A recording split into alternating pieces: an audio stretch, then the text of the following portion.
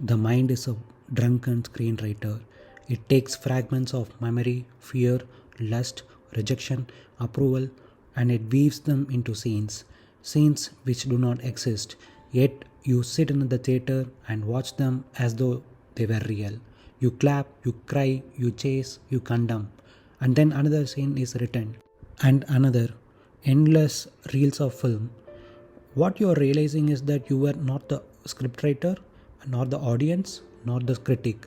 The screenplay runs on its own. It is machinery, it is habit, it is the echo of thousands of voices that are not yours. Your error and the error of mankind is in believing the screen is life, in chasing the lust because it appears on the screen, in condemning the past because it replays on the screen, in praising or criticizing yourself for the movie that was never real to begin with. The moment you see that the film is running and that you have nothing to do with it, there is a taste of freedom. Freedom is not in writing better scripts, not in becoming a more noble audience. It is in walking out of the theater. You need not fight the mind. You need not react. You need not improve the screenplay. You only need to see that it is a drunken screenwriter and you are not its actor, not its audience. Yes, the drunken screenwriter is the mind. It is unstable, compulsive, intoxicated with memory and imagination. It scribbles scenes without pause, a lustful encounter, a humiliating past, a glorious victory, a catastrophic failure. It weaves them together not with truth but with drama. For the mind surveys on drama now. If you believe yourself to be the actor, you feel compelled to play out what it writes. You chase the girl, you defend the insult, you pursue the glory, you hide from the failure. Life becomes obedience to the script. If you believe yourself to be the audience, you sit back and get lost in the spectacle.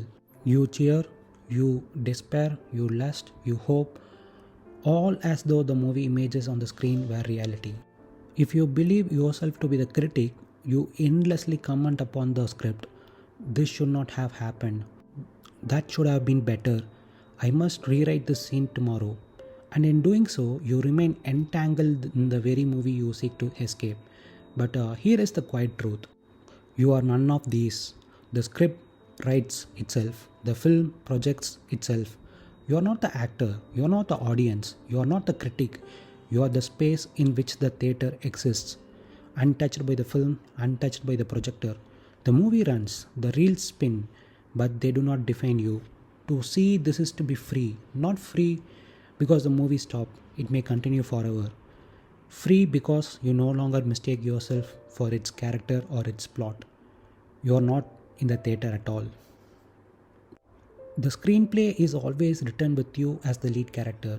That is how it seduces you. If it were about someone else, you would walk past it like yesterday's newspaper. But because you are cast as hero, villain, victim, or lover, you are pulled into the theater.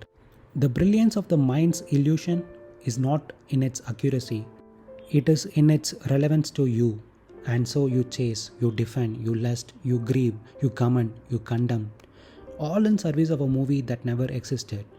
The point is not to fight the screenplay, not to edit it, not to become a better actor. The point is to realize it is not about you at all. It is just mind noise, just a film's reel spinning.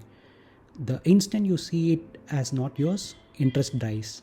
Like a child grows bored of a toy once he sees the trick behind it. And in that effortless disinterest, the movie loses its power. You do not stop the screenplay, but you step out of the theater. This is not an achievement. It is not a discipline. It is simply seeing. And in that seeing, life outside the theater begins.